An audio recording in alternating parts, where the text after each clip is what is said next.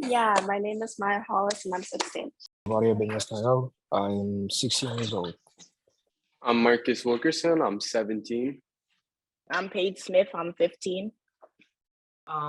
It's Aaron. I'm 16. Robert Roman, and I am 16 years old. Hello, my name is Vishkar Preman, and I'm 16 years old. Hi, my name is Ronnie Muir. I'm 16 years old. My name is Elijah Labisiere, and I'm 16 years old. Hi, I'm Jordan, and I'm 16 years old. Okay, so for me, I think it was definitely Avalon because I realized that at such a, not like a completely young age, but like closer to our age, how she's a college junior, and she was talking about how like teens and adults were going to be able to like collaborate through social media and like we're going to be able to improve as a society. And I just like really thought it was really powerful because at such a young age, thinking of those ideas and those aspirations when it comes to like the future, it's like really big, especially for someone my age, because you already know that all the children and like of the previous and future generations are gonna be like where we stand in the world in the next few years. So I definitely think it's like she definitely said some powerful words when it came to her presentation. My name is Ronnie Muir. Yeah. So the person that intrigued me the most is also Sherry Turkle when she said that to value the boring things. And that really intrigued me because when I get bored, I go to my phone like immediately. And yeah. Person who interests me most was Douglas Rishkoff because he was the first person who generally wanted to add in teenagers' opinion to the creation of social media. When he said that he wanted to bring in children to help create social media to make it more healthier, that actually kind of made me feel like he was really including us in the creation of it. And I thought that was amazing.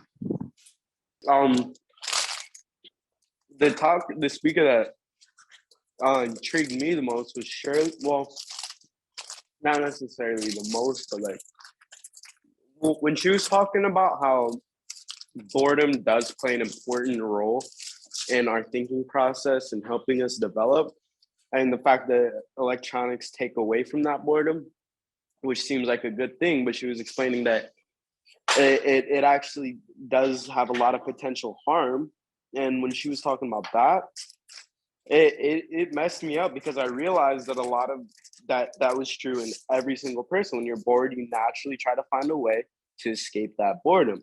But when once upon a time, the escape from boredom were healthy habits like reading, writing, drawing, etc., it's now become basically nothing, just staring at a screen.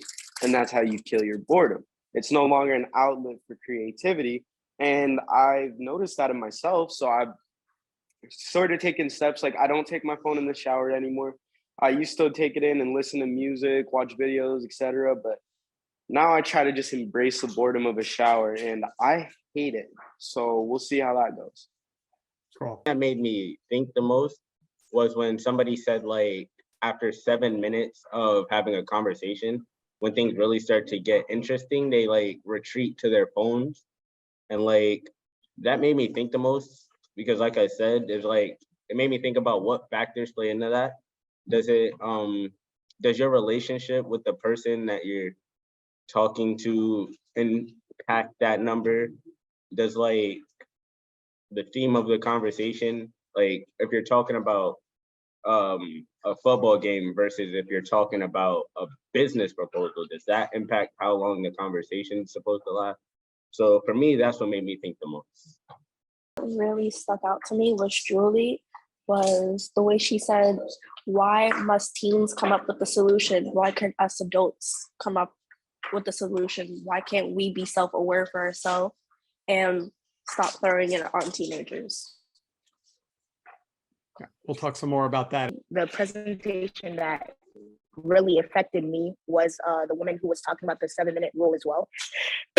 Not just the 7-minute rule, but when she was talking about how like social media allows you to be perfect, and like what Marcus was talking about, he would go on social media to escape boredom. I think social media is used as a place to just escape, period, which I agree with her on there. Like she was talking about how like face-to-face conversations allows you to mess up and think about what you have to say.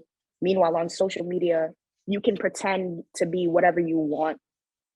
And I think her presentation really talked about people pretending, including the 7-minute rule. Since it didn't intrigue her, she decided to pull out her phone. So I thought that was very interesting.